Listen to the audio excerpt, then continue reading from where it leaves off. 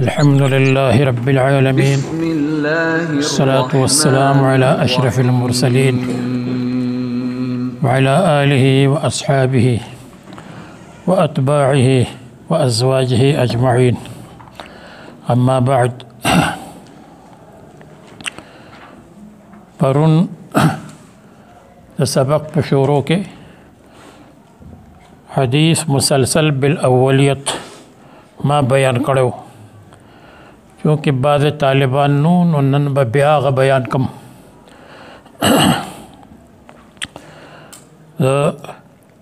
हदीसो द हदीसो प मजलिस के और द हदीसो प दर्स के ज़मंगा द बाज़ो मशाइखो दा तरीक़ा वा कि हदीस मुसलसल बिल अव्वलियत बे बयानू नो हदीस मुसलसल बिल अव्वलियत दादे अर्राहिमून यरहमुहुमुर्रहमान इरहमू मन फिल अर्द यरहमकुम औ यरहमुकुम मन फिस समा।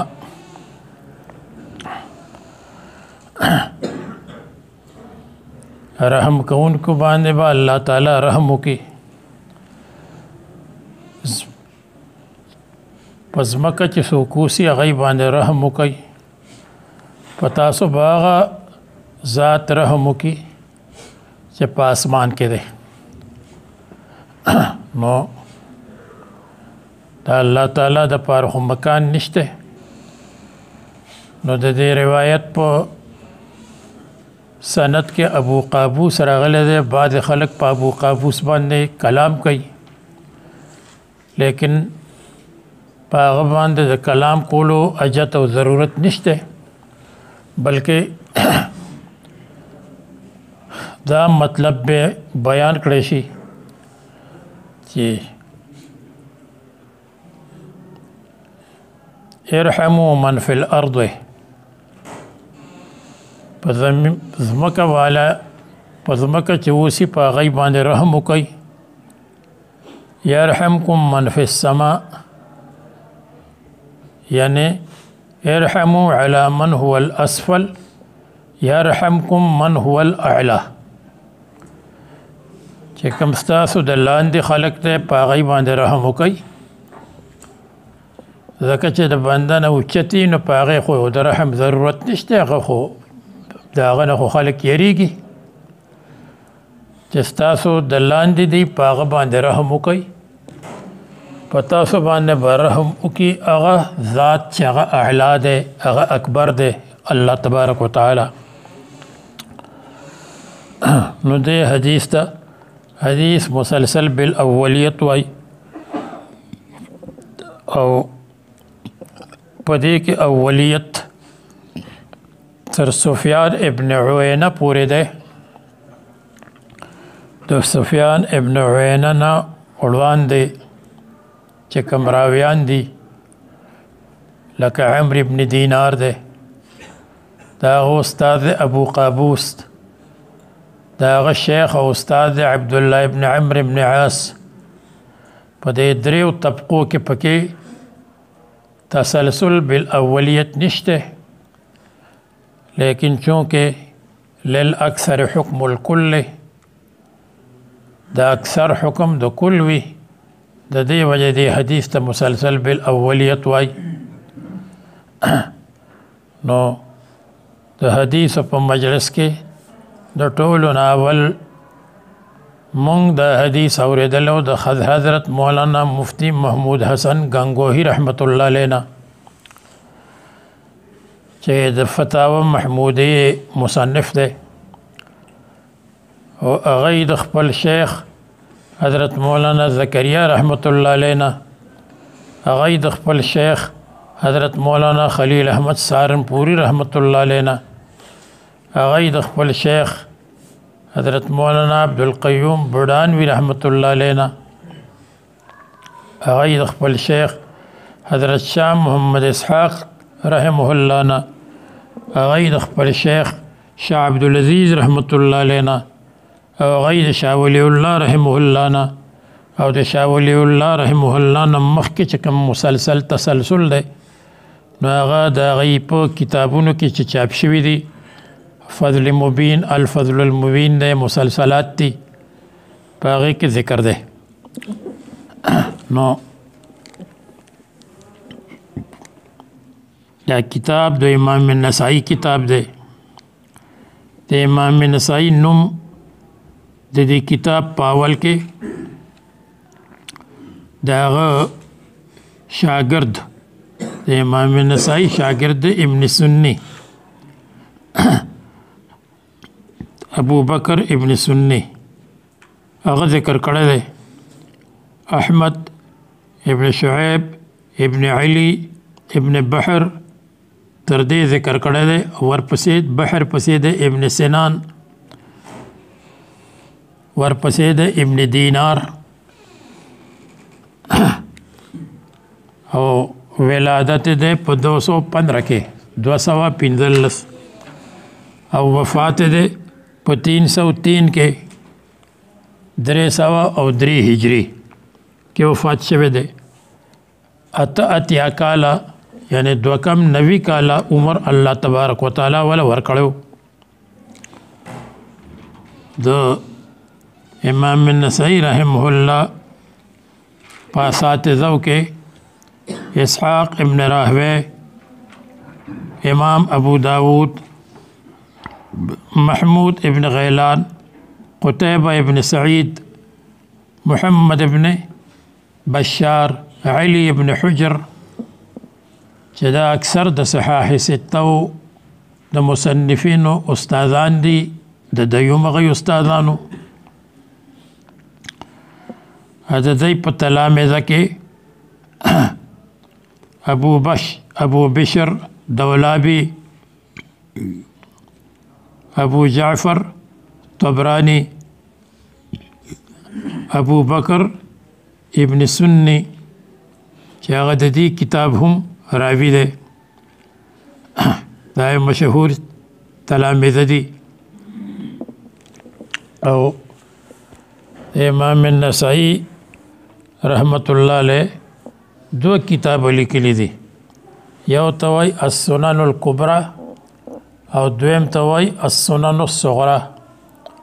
دا زمونږ استاد مخکې چې پروت دی دا د السنن الصغرى المجتبى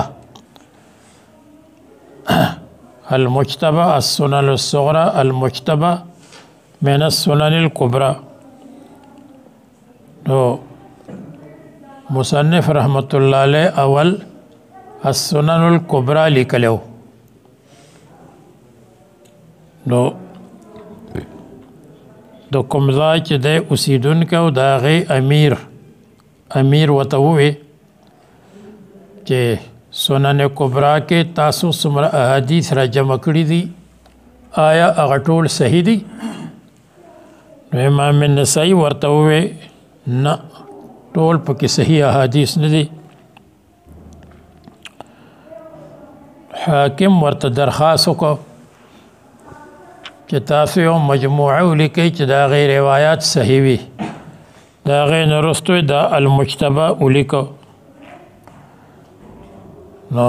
دا ضروري نه ده چې د یو مصنف په نیز باندې یو کتاب او یو روایت صحیح وي نو ضروري نه ده چې هغه د نورو خلکو په نیز باندې هم صحیح وي د دې وجې عام علما دا وایي چې په دې کې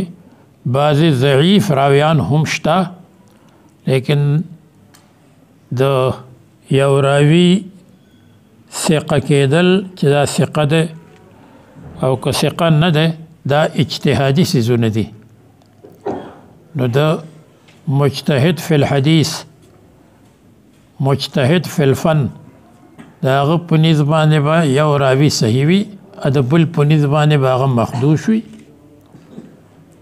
همدغه حال د امام بخاری هم دی د امام بخاری په حق کې راځي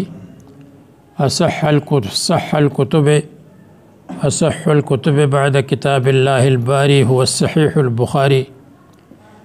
اگر چې مناسب الفاظ دادي چې داسې وویل شي اصح الكتب في كتب الحديث اصح الكتب فی کتب صحیح هو الصحیح البخاری. قرآن کریم سره د هغې نسبت نه دی لګول پکار ځکه قرآن کریم خو متواتر دی او د هغه شان جدا دی، نو د هغه په نسبت باندې صحیح دی. لیکن په هغې کې عکرمه راغلی دی، د عکرمه باندې ډېرو خلکو کلام کړی دی. عکرمه او امام بخاري د هغه نه ډېر روایات اخلي. مسلم ته دومره روایات نه اخلي او بخاري ته ډېر اخیستي دي. اور علي ابن جعد د بخاري مشهور راوي دی او په هغه باندې کلام دی، هغه ته شیعه رافضي ویل شوي دي. همدغه رنګې من عاد لي وليا فقد آذنته بالحرب، دا د بخاري حدیث دی. ورسره مخکې رستو نور روایت شته. نو د دې په سند کې خالد ابن مخلد قطوانی دی، تقریبا اکثر هغه ته ضعیف وای، لیکن بخاري کې روایت شته.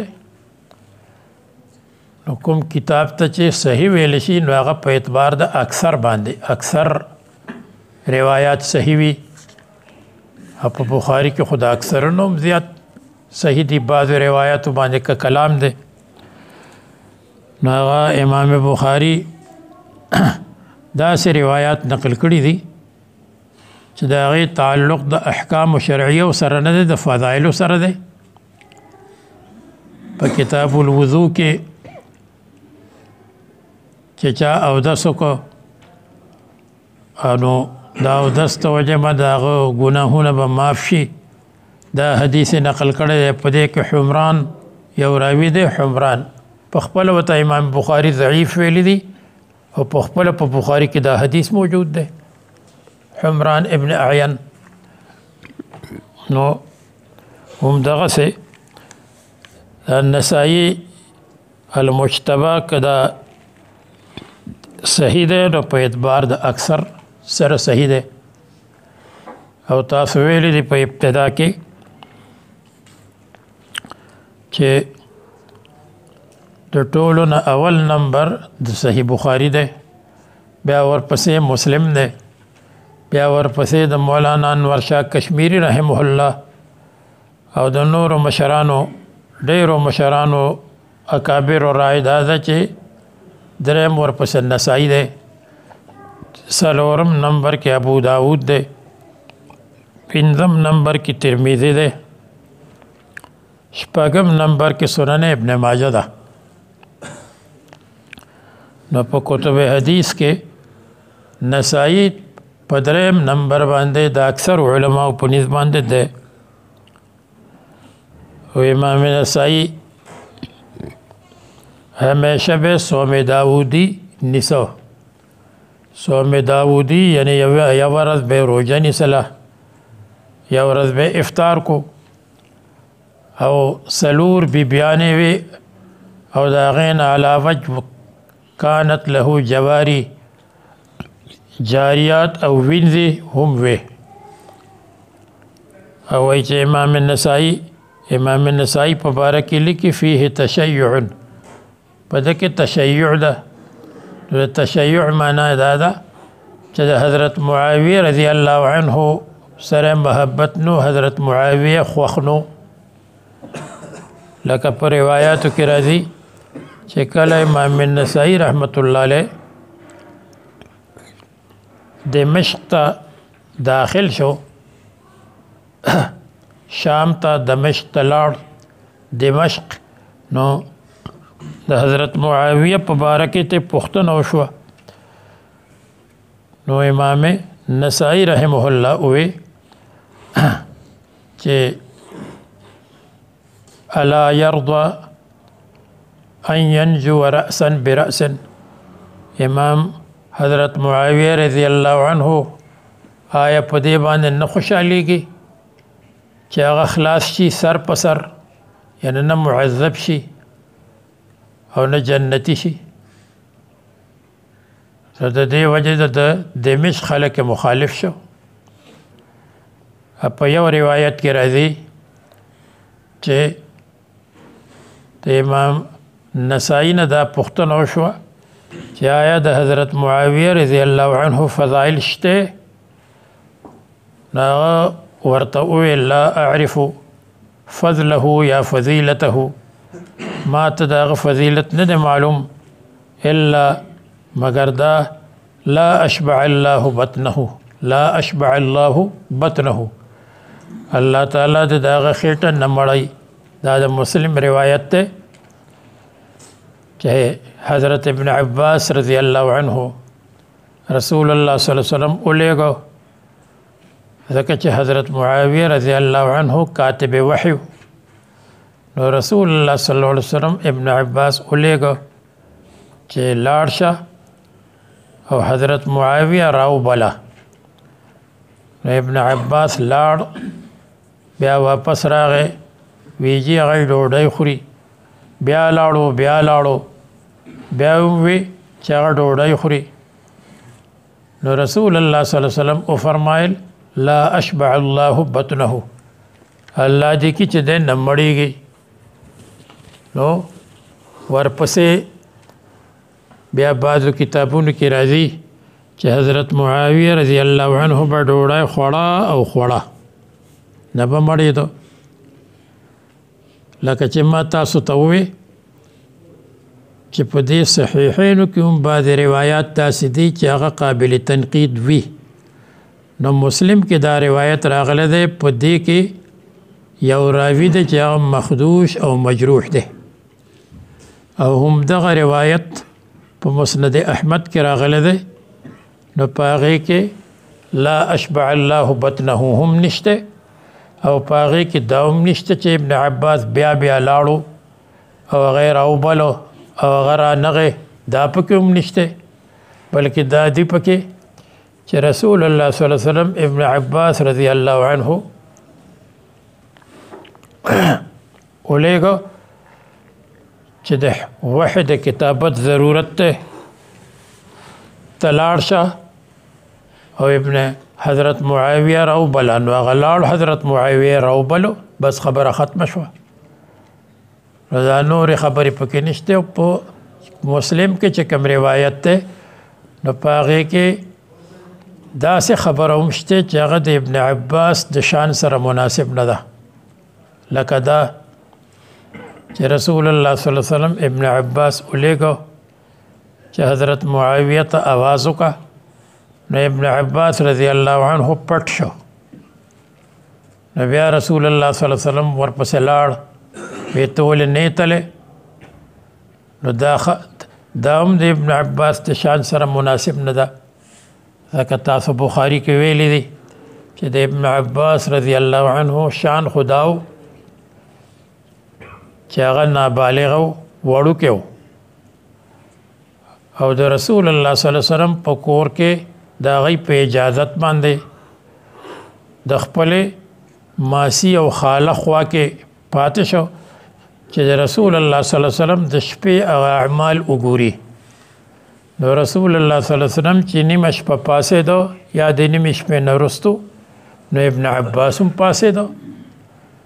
نو د چا چې دا شاني چې هغه د رسول الله صلی الله علیه وسلم د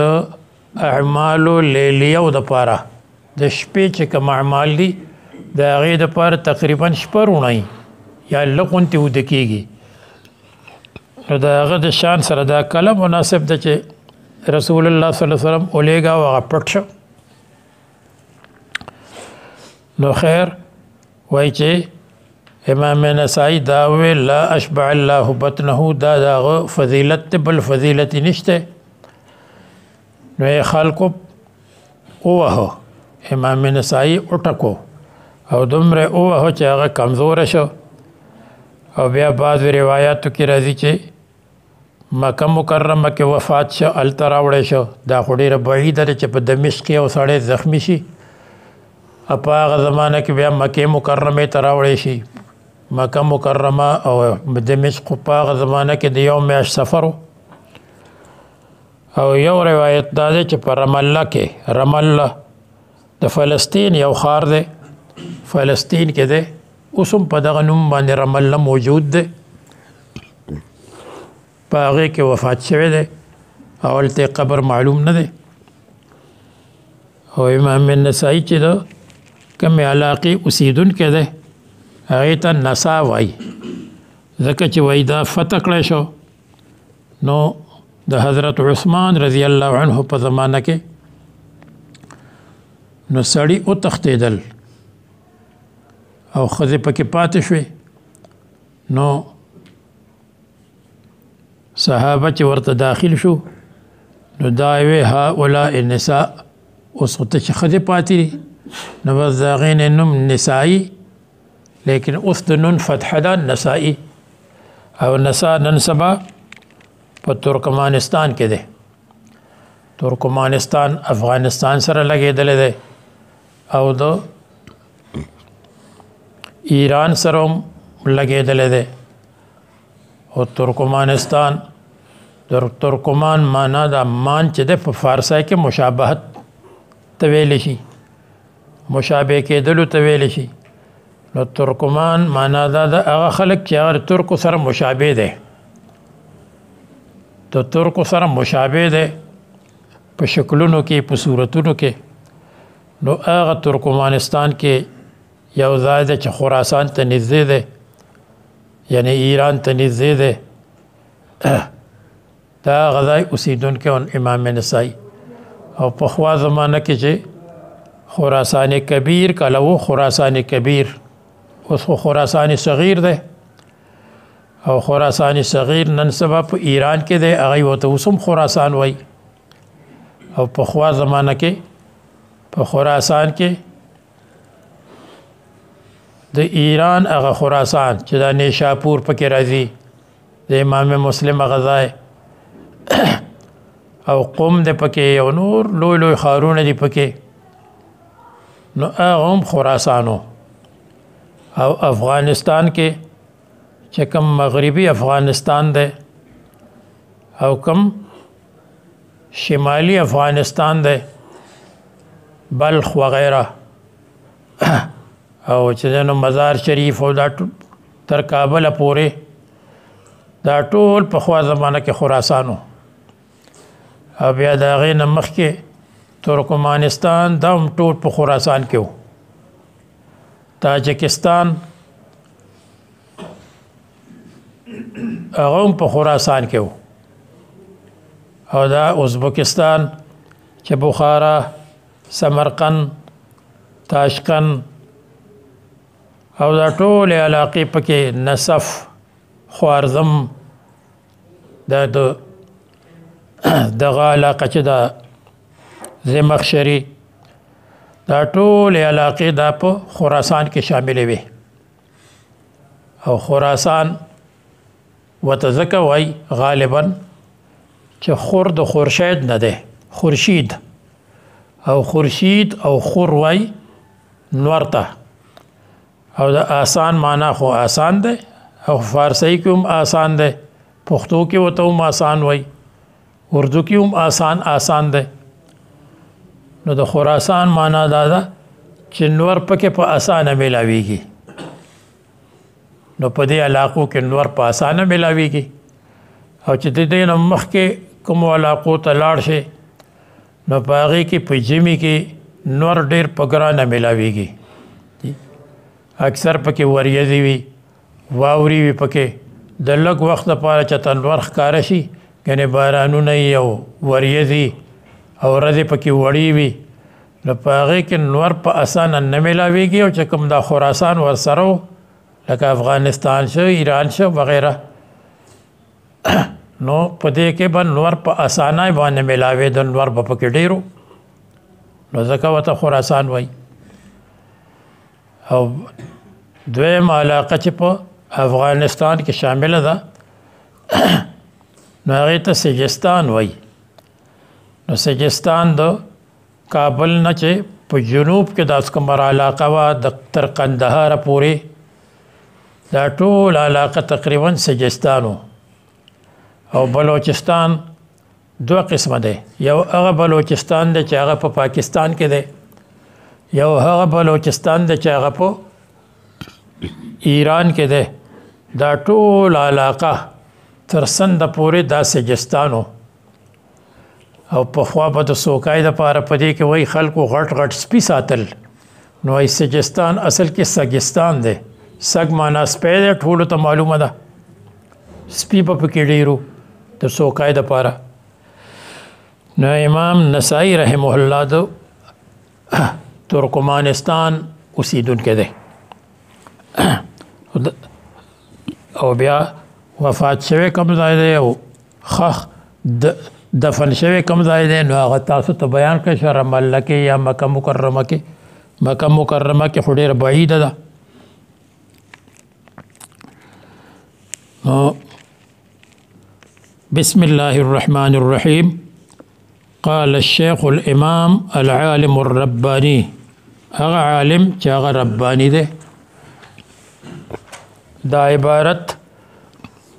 د مصنف رحمت الله علیه شاگرد میلاو کړی دی دا عبارت د شاگرد دی یعنی دا ابو بکر ابن سنی دا ابو بکر نوم د احمد ابن اسحاق السنی ربانی رب والا الله تعالی ته منسوب ده او یا ربانی تربیت ته منسوب ده چې هغه تربیت کوي د خلکو تربیت کوي د طالبانو او الرحله من يرتحل الیه هغه څوک چې هغه ته رحلت کولی شي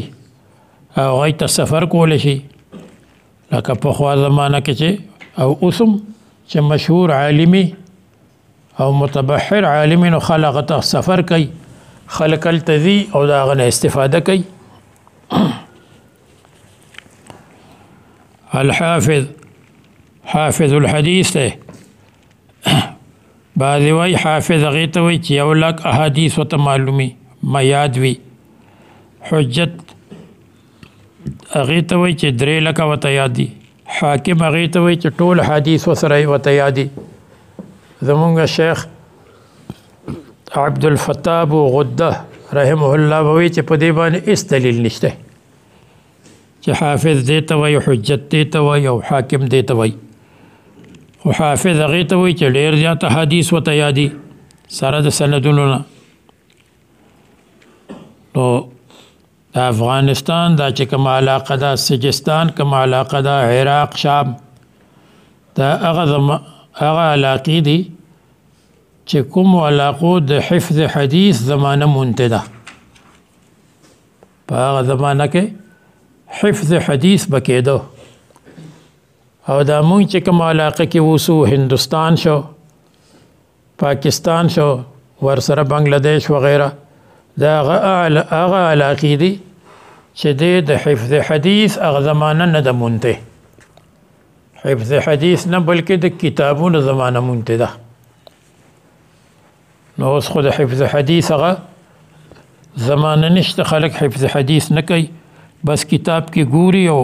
محدث هغې ته وایي چې هغه ته پته لګي چې دا راوي ضعیف دی یا قوي دی یا محدث هغې ته وایي چې حدیث لولئ نو حافظ هغې ته وایي چې ډېر حدیث ورته یادي حجت هغې ته وایي چې د هغه قول دلیل وي په دې کې چې دا حدیث ضعیف دی او که نه دی او حاکم هغې ته وایي چې د هغه شاګردان یې ډېر زیات هغه په منظره د حاکم وي د حکومت په شان الحافظ الحجة الصمداني الله تبارک وتعالى چې صمد ده ټول هغه ته محتاج یا غیب چاته محتاج نه ده الله تعالی ته منسوب ده کنیت ده ابو عبد الرحمن لکه پرون د ابن ماجه د مصنف کنیت ابو عبد الله تو امام بخاری کنیت ابو عبد الله ده د دې کنیت ابو عبد الرحمن ده کنیت هغې ته وایي چې په اب او په ابن باندې مصدر وي په اول کې اب ابن راغلی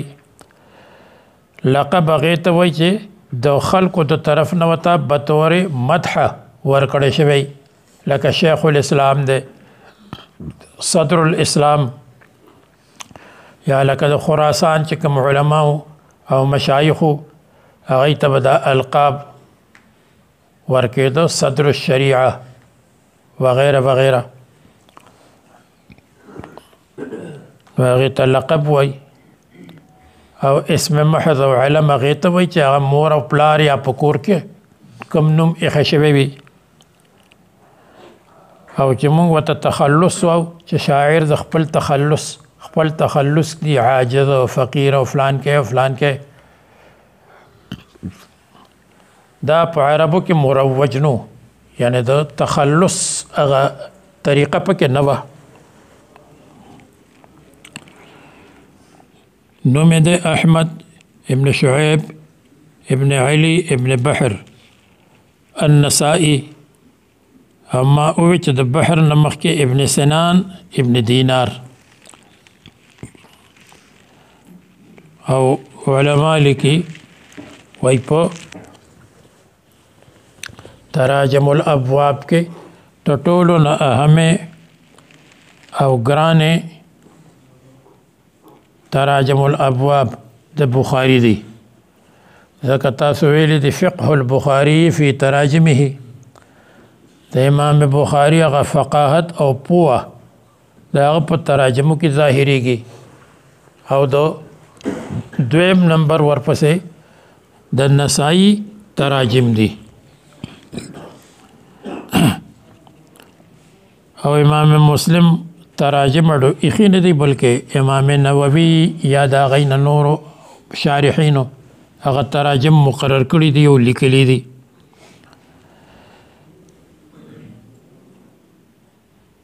د امام نسائی چې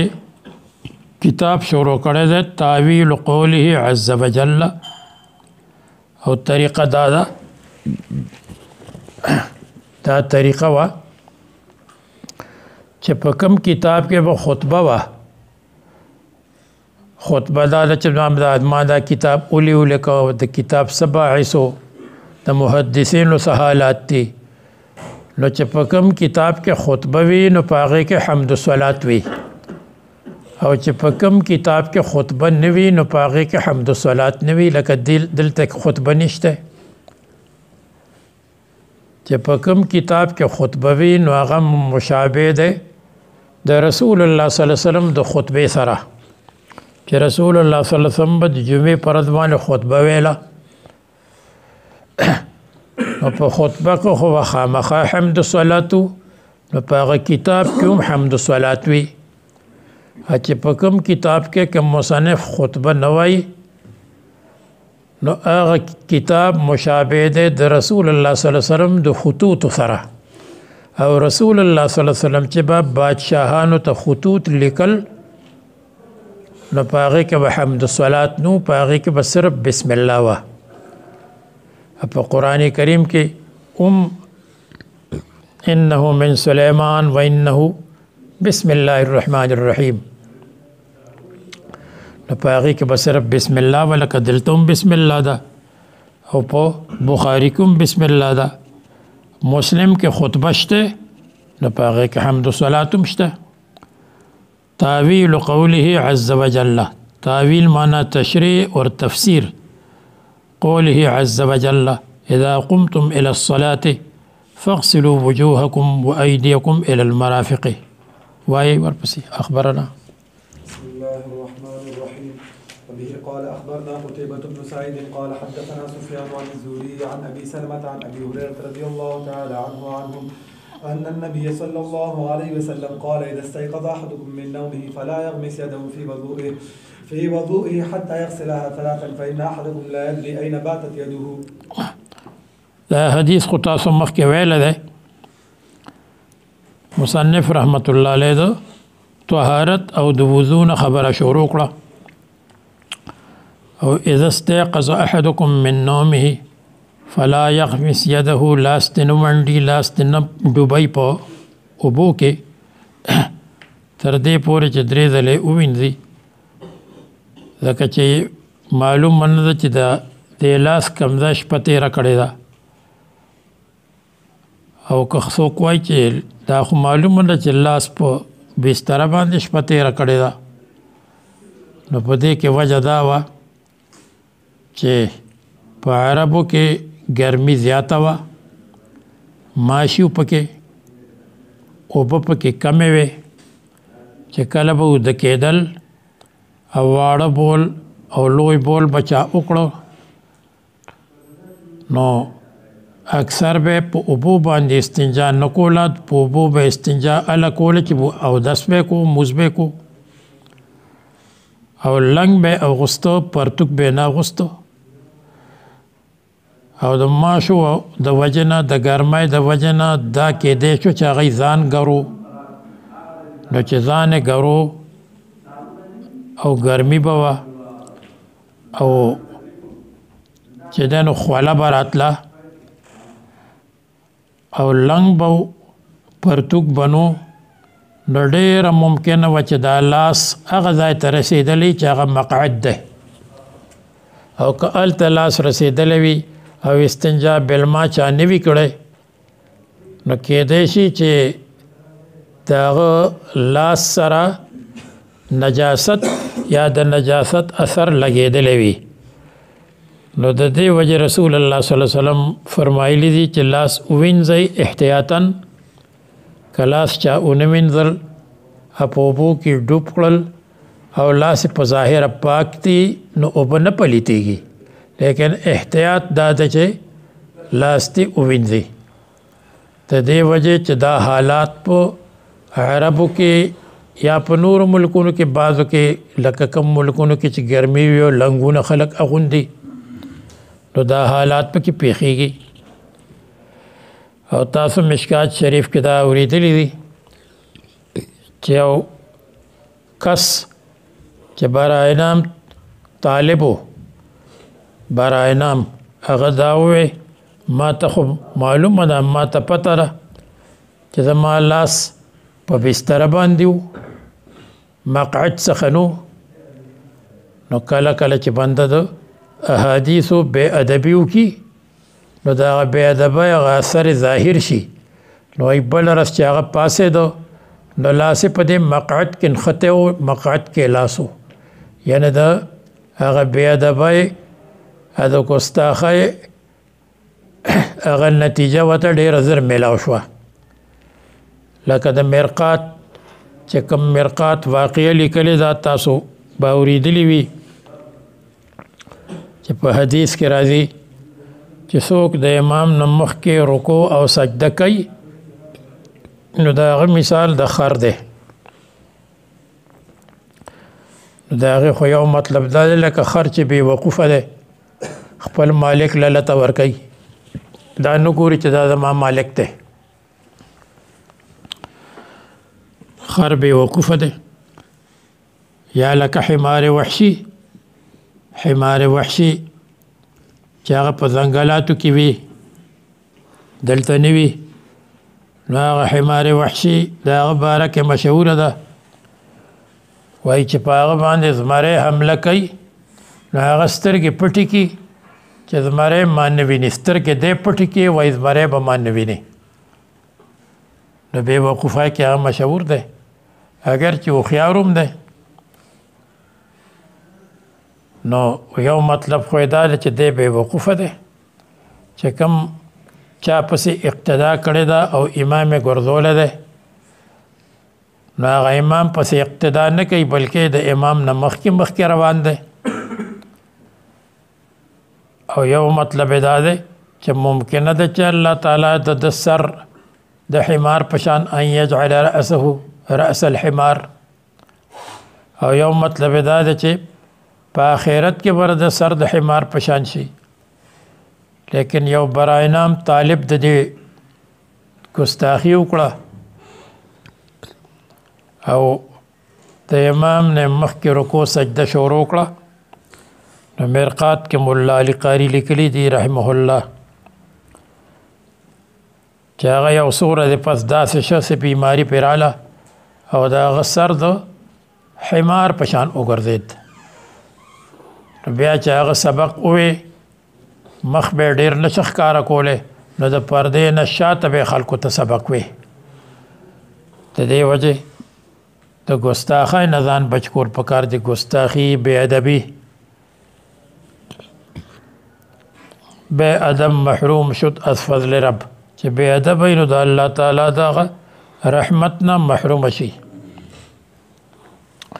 از خدا جویم توفیق ادب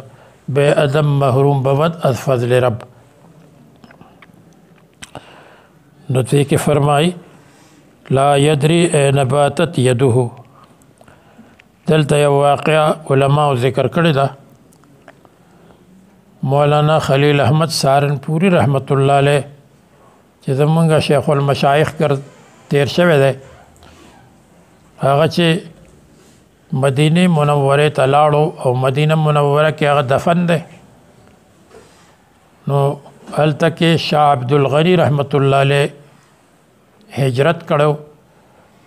نو د شاه عبدالغنی رحمت الله علیه نه د حدیثو اجازت اغوستو او د حدیثو د اجازت په لاین کې ورته شاه عبدالغنی رحمت الله علیه وی چې د صحاح سته هغه اول حدیث واوروا او تلاوت کا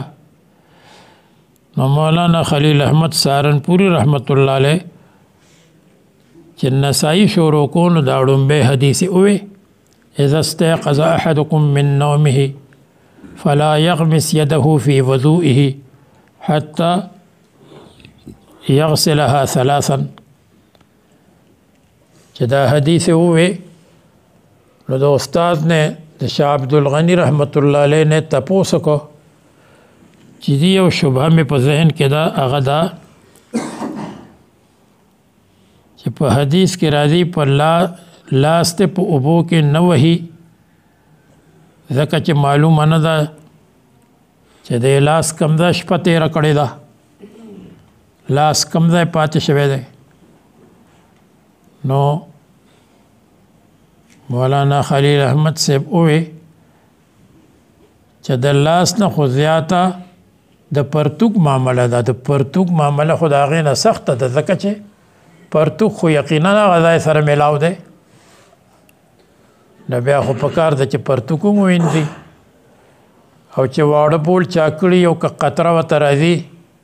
نو پکار دا ده چې لینګي هم ووینځي پتنان هم ووینځي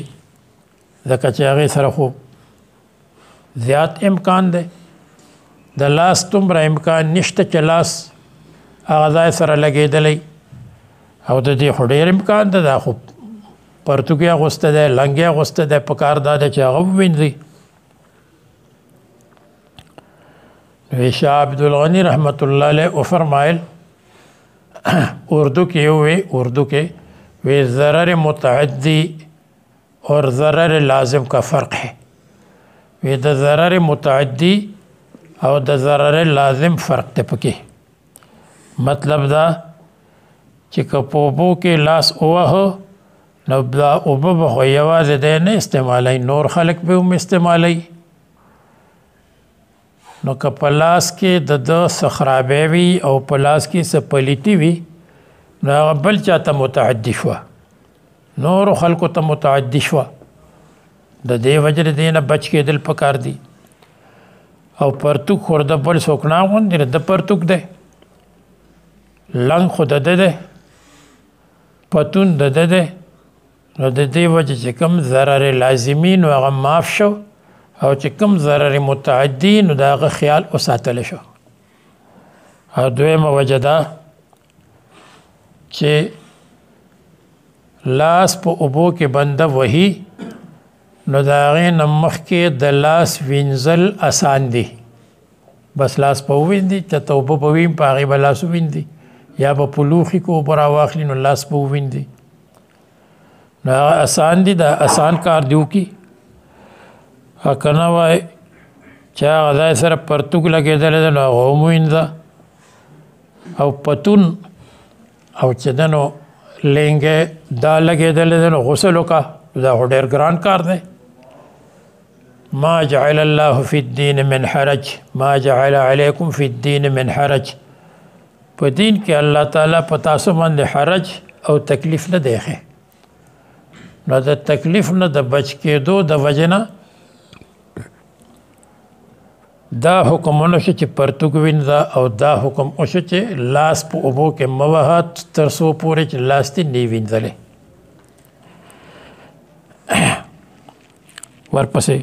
باب السواك. باب السواك إذا قام من الليل. به قال أخبرنا إسحاق بن إبراهيم وقتيبة بن سعيد عن جرير عن منصور عن أبي وائل عن حذيفة رضي الله تعالى عنه قال كان رسول الله صلى الله عليه وسلم إذا قام من الليل يشوس فاه بالسواك. يشوس مخلو توي ادخلين مراد غاخونه دي ځکه چې خلو چې غاخونه دي نو په غاخونو باندې هم مسواک پکار د عرضن نه کې طولن ځکه چې عرضن وي نو صفایي به راشي چې طولن وي نو د غاخونو هغه جړې به خرابې شي. باب كيف يستاك. وبه قال أخبرنا أحمد بن عبدة قال أخبرنا حماد بن زيد قال أخبرنا غيلان بن جرير عن أبي بردة عن أبي موسى رضي الله تعالى عنه قال دخلت على رسول الله صلى الله عليه وسلم وهو يستاك وطرف السواك على لسانه وهو يقول رسول الله صلى الله عليه وسلم سخزلارم او رسول الله صلى الله عليه وسلم يواذو او د مسواک هغه طرف او اخیری طرف د رسول الله صلی الله علیه وسلم په جبو او عای کول یعنی هماره صفا کوله. نو د دینه معلومه شوه چې کله کله د بنده په جبه باندې یو سپینه پردی نو هغه دې هم صفا کی چې صفا شي نو هغه د صحت لپاره هم ښه ده، صحت ورسره برابر وي او هغه میل کوچیل یا چې کوم خیره ده هغه هم لرې شي. او دا مرای تازه کول او یا ټوخېدل یا بلغم یستل دا د خلکو په مخ کې نه دي پکار، دا د خلوت خبره ده. د خلکو په مخ کې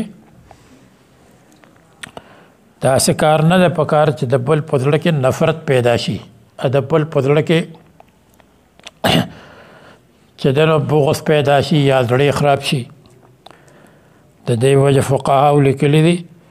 چې پوزه شونکای نو هغه د خلکو په مخ ته نه کوي، مخکې دې نه کوي. ها که لګوي نو هغه خبره ده چې په دغه باندې صفایو کی، بلکې بهر دیو کی چې چا په زړه کې نفرت یا بغض نه پیدا کیږي یا هغه بد نه ګڼي. ورپسې باب هل يستاك الإمام بحضرة رعيته. وبه قال أخبرنا عمرو بن علي قال حدثنا يحيى وهو ابن سعيد قال حدثنا قرة بن خالد قال حدثنا حميد بن هلال قال حدثني أبو بردة عن أبي موسى رضي الله تعالى عنه قال أقبلت إلى النبي صلى الله عليه وسلم ومعي رجلان من الأشعريين أحدهما عن يميني والآخر عن يساري ورسول الله صلى الله عليه وسلم يستاك فكلاهما يسأل العمل. قلت والذي بعثك نبيا بالحق ما أطلعني على ما في أنفسهما وما شعرت أنهما يطلبان العمل فكأني أنظر إلى سواكه تحت شفته. قال صد. فقال إنا لا أولى نستعين على العمل من أراده ولكن اذهب أنت. فبعثه على اليمن ثم أردفه معاذ بن جبل رضي الله تعالى عنهما. مصنف واي چې د خلکو په مخ کې د رعیت په مخ کې د پبلک په مخ کې امام مسواک کولی شي یا نشي کولی. نو په دې کې راځي چې رسول الله صلی الله علیه وسلم د دوی په مخ کې مسواک وکړو. نو یو مسواک کول دی یو ټوخېدل دی او بلغم رایستل دی، دې دواړو کې فرق دی. مسواک کو یو چپ شی دی کولی شي، د خلکو په مخ کې مسواک پکار دی. خو د حل مصنف پکې حل ولګو. د حل معنا دا ده چې آیا مسواک پکار دی او کنه ده پکار. نو کچېره داسې وي چې مسواک کوي او په هغې کې ټوخېږي راټوخېږي، په هغې کې بلغمونه راوباسي، نو داسې دی نه کوي. او که تش مسواک خو مسواک په هغه مسواک کې هېڅ حرج نشته. او په دې کې دا خبره عمراله چې ابو موسی اشعري رضی الله عنه سره دوه کسان راغلل او هغه د رسول الله صلی الله علیه وسلم نه د عمل سوال وکړو چې مونږ عامل وګرځو، مونږ گورنر وګرځو، مونږ چې د زکات راټولو د خلکو نه. نو رسول الله صلی الله علیه وسلم هغه لکار ورنکو بلکې ابو موسی اشعری رضی الله عنه چې هغه اصلا د یمن اوسیدونکی و او ورپسې معاذ ابن جبل رضی الله عنه اولیګه هغه دواړه د یمن د دوو حصو گورنران کړو د یمن دوی سیوی نو په یو باندې ابو موسی اشعری شو او په بل حصہ باندې حضرت معاذ ابن جبل او د دین معلومیږي چې کچره څوک یو عمل غواړي نو پکار د چې هغه عمل ورنکي لیکن ها که څوک یو عمل غواړي او پاغه کې اهلیت وي بل چا کې دومره اهلیت نه وي نو بیا پکار د چې هغه عمل ورکی نو کو رسول الله صلی الله علیه وسلم د دواړو عمل ورنکو دا دواړه امیران اونو ګرځول ذکر رسول الله صلی الله علیه وسلم ته دا غي حالات معلوم نو دا حالات ته معلوم نو چې د څنګه دي کار کول شي کني شي کوله او ابو موسی اشعری له ورکلو نو لکه حضرت یوسف علیہ السلام چې عمل غوښته او بادشاہ ته وی چې تمت وزیر خزانه کا انی حفیظ علیم نو دا جایزه ده چې هغه کې اهلیت وي او دا خیال کبل چاته دا کار حواله شو نو هغه به کار خراب کی یا په هغه کې صلاحیت وي نو بیا دا غي درخواست کېدې شي لکه یو صحابي رسول الله صلی الله علیه وسلم تراغه یا رسول الله صلی الله علیه وسلم اجعلني امام قومي بعد خپل قوم امام وګرځو په هغه زمانه کې چې امام واخو بډور له شخصیتو دا څه خو نه وجه لکه د دې زمانه امام نه هغه تش په جماعت کې د بهر هیڅ کار نه چې کوم امامون هغه به د قوم مقتدا و ابو بکر صدیق امام مو خلیفۃ المسلمین مو نو رسول الله صلی الله علیه وسلم ته ما د خپل قوم امام جوړ کا نو رسول الله صلی الله علیه وسلم وته ما ته د خپل قوم امام کړي فصل بهم صلاه اضعفهم نو هغه ته چې مسکه نو چې په هغه کې کمزور ده دا غټ کمزور لحاظ ساته دا سمو کو چې د کمزور لحاظ نه ساتي او دومره وګد موز اوکه چې خلق د تنگ شي او کمزور سړی تنگ شي نو دا غیر روایت نه یاد باز نور روایتو نه معلومیږي چې پکې چا کې اهلیت او صلاحیت وي او هغه د یو کار درخواست وکي یا دا چې بل اهل نه ده او د اهل ده یا د اهل ده بلوم اهل ده خود اهلیت وجه هغه وای چې مال دا کار راکن هغه جایز ده خود دلته رسول الله صلی الله علیه وسلم وی چې مونږ په کار هغه څوک نه مقرر او چې هغه اوغواړي یعنی چې اوغواړي او معلوم مني او دا هغه نه بل څوک زیات اهل موجود وي ورپسې الترغيب في السواك وبه قال أخبرنا حميد بن مسعدة ومحمد بن عبد الأعلى عن يزيد وهو ابن زريع قال حدثني عبد الرحمن بن أبي عتيق قال حدثني أبي قال سمعت عائشة رضي الله تعالى عنها عن النبي صلى الله عليه وسلم قال السواك مطهرة للفم مرضاة للرب دخله د پاره طهارت ته یا مطهرة آلت طهارت ته یا مستری میمی د مطهر یا مطهر مرضات للرب الله تعالی درزا وسیله ده الاكثار في السواك وبه قال أخبرنا حميد بن مسعدة وعمران بن موسى قال حدثنا عبد الوارث قال حدثنا شعيب بن الحبحاب عن أنس بن مالك رضي الله تعالى عنه قال قال رسول الله صلى الله عليه وسلم قد أكثرت عليكم في السواك د مسواک په بارکه ما تاسو نه ډیره مطالبه وکړه او مبالغه مې وکړه چې مسواک ګوره مپریدي جی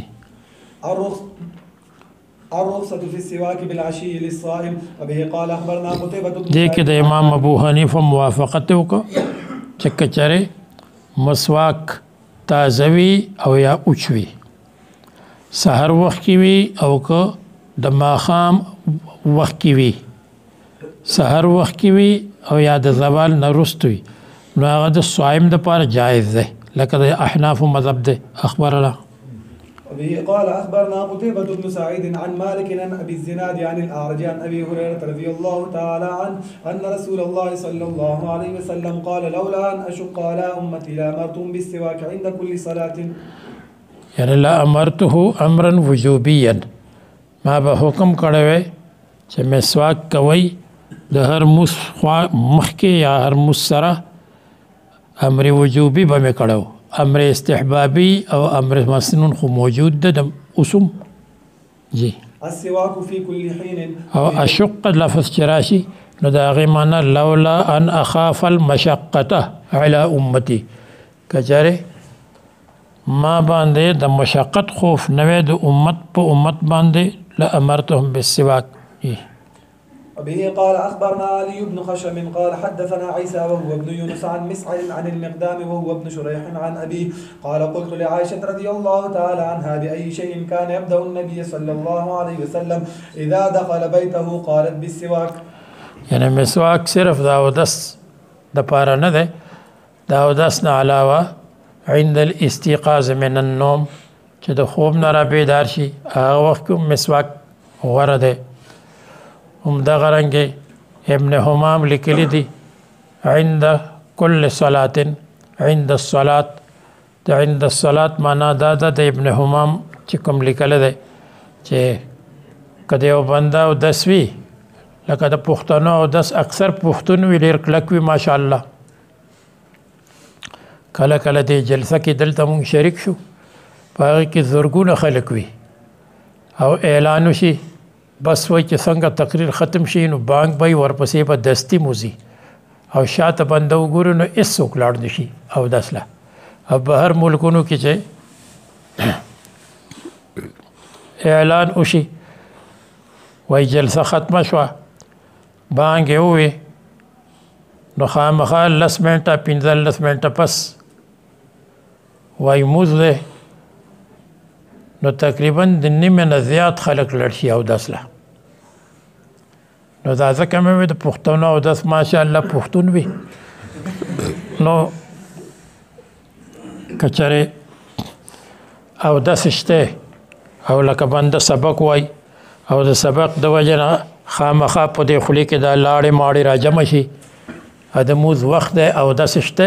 نو بس دغه دی مسواک دې وکړي خوله د کنګال کړي او بیا دې موز له لاړ شي.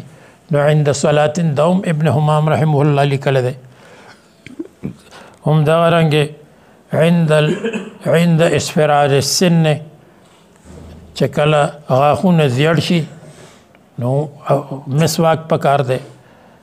عند نتن رائحة الفم چې کله د خولې هغه بوی خراب شي بدبوی پکې پیدا شي بیا د مسواک وکړي. نو فی کل حین دغه معنا ده جی.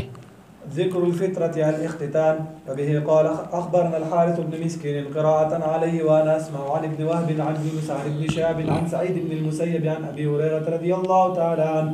عن رسول الله صلى الله عليه وسلم قال الفطرة 5: الاختتان والاستحداد وقص الشارب وتقليم الأظفار ونتف الإبط.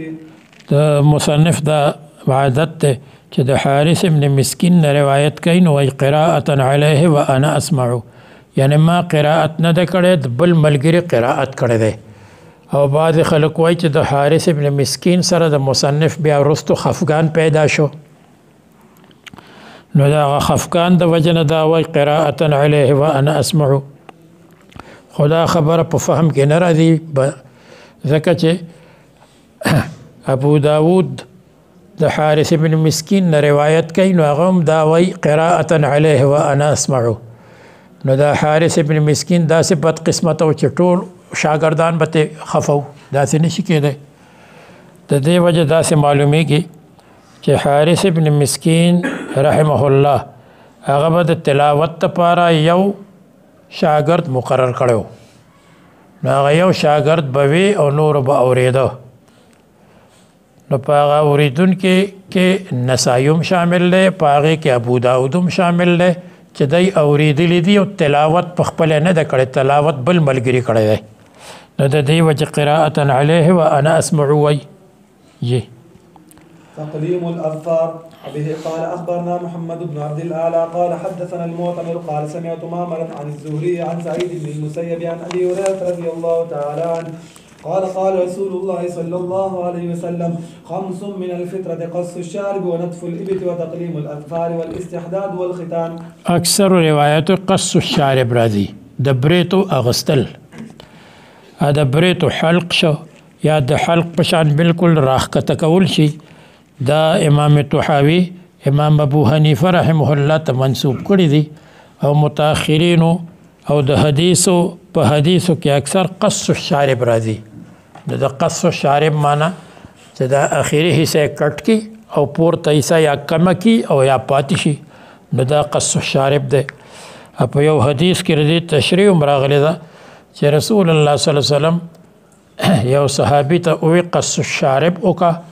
نو مسواک راوړو او مسواک کې خود د مسواک نه لاندې کټ کړل